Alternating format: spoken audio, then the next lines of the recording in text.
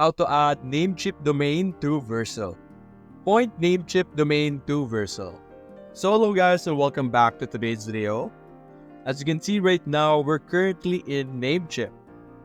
So over here, what we're going to do is we're going to identify the specific domain that we want to use. So over here, we have our domain over here. Now, go to your Vercel portfolio or your Vercel page over here. Click on your settings. And over here, under domains on the left side, this is where you will be able to manage your domains, assign your domains, and do some modifications or do some assessment and usage for them.